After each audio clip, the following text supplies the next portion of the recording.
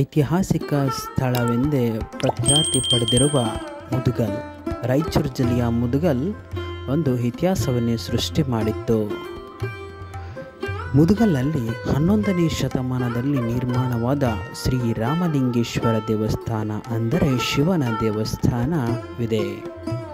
11ನೇ ಶತಮಾನವೆಂದರೆ ಎಷ್ಟು ವರ್ಷಗಳಾಗಿರಬಹುದು ಅಲ್ವಾ?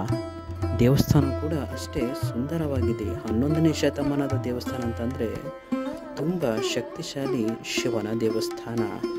ಮುದಗಲ್ ಕೋಟೆಯು ಸಹಿತ ತುಂಬ ಚೆನ್ನಾಗಿದೆ. ಆಗ ರಾಜರು ಆಳಿದಂತಹ ನಾಡು ಮುದಗಲ್. ಬನ್ನಿ, ಶ್ರೀರಾಮಲಿಂಗೇಶ್ವರ ದೇವಸ್ಥಾನ ಹೇಗಿದೆ ನೋಡೋಣ.